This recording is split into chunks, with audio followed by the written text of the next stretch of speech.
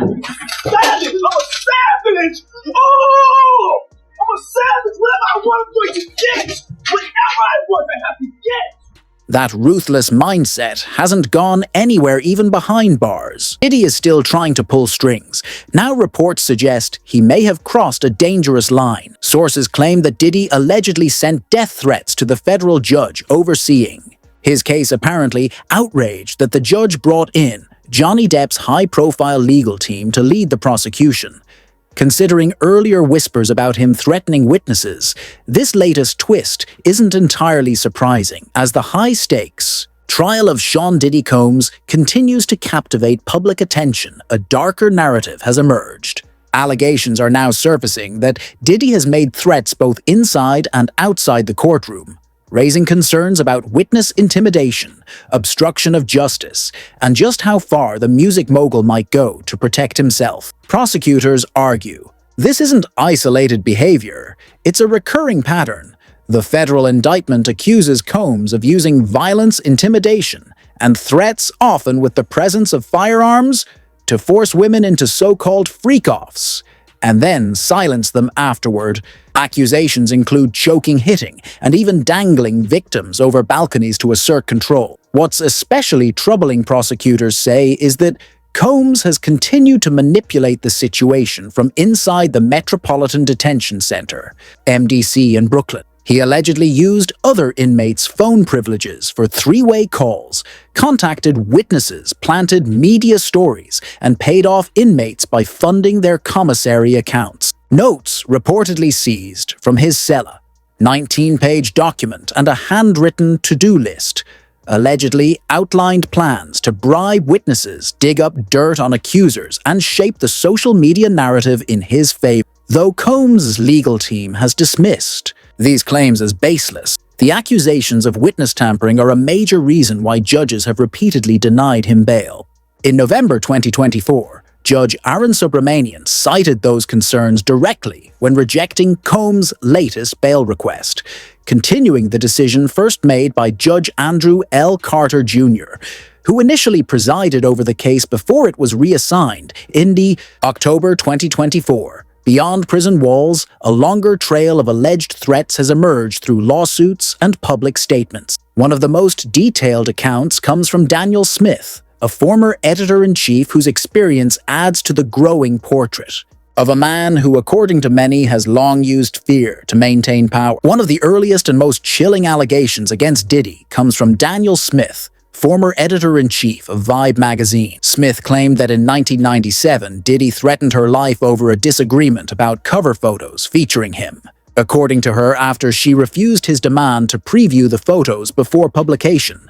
Against Vibe's editorial policy, Diddy called and allegedly told her she would end up dead in the trunk of a car if she didn't comply. Smith says he then sent two associates to Vibe's offices, where they stormed through cubicles and searched for the photos. The situation was so serious that Smith had to be relocated between offices for her safety before eventually leaving the building altogether. Her attorney intervened, threatening legal action unless Diddy issued an apology. Smith says she received a faxed apology within 2 hours. She publicly shared this story in a 2024 essay for the New York Times, and later detailed it in the Investigation Discovery docuseries The Fall of Diddy, which aired in January 2025. Diddy's legal team denied the claims, calling them pure fiction, and criticizing the documentary for being one-sided and not giving Diddy a fair opportunity to respond. They labeled the entire situation part of a media spectacle, lacking proper context. Another serious allegation came from Ashley Parr, who filed a lawsuit in October 2024, accusing Diddy and his associates of gang-raping her in 2018. She claimed the ES attack was retaliation for suggesting, during a FaceTime call, that Diddy had something to do with Tupac Shakur's 1996 murder. Parr alleged Diddy held a knife to her face, threatened to give her a Glasgow smile, a brutal facial disfigurement, and used his team, including a bodyguard and chief of staff, to intimidate her into silence. Similarly, Dawn Richard, a former member of Danity Kane and Diddy Dirty Money filed a 55-page lawsuit in September 2024, alleging Diddy threatened her life when she tried to intervene during his abuse of Cassie Ventura. Richards stated that she witnessed Diddy choking and assaulting Cassie, and when she stepped in, he warned her that he could make people disappear and end people using his influence to instill fear. These allegations don't stop at personal relationships. Kirk Burroughs, co-founder of Bad Boy Entertainment, accused Diddy of threatening him in 1996, allegedly confronting him in his office and demanding he sign over his 25% stake in the company, under threat of violence. After refusing, Burroughs says, he was blackballed from the music industry.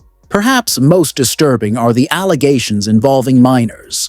A John Doe plaintiff filed a lawsuit in 2024, claiming that in 2005, at just 10 years old, he was sexually assaulted by Diddy during an audition. The suit alleges Diddy asked the boy how badly he wanted to be a star before abusing him and threatening him into silence.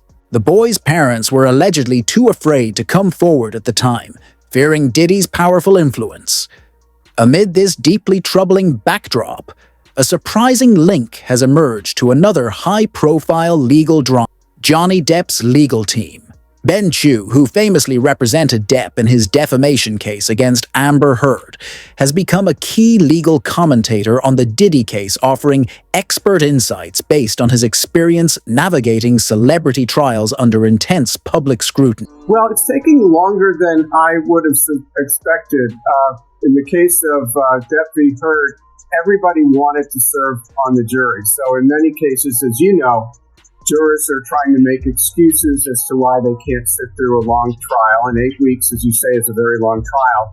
But in these celebrity trials, I think people are more inclined to want to serve as a juror. So I'm a little surprised it's taken as long as it has.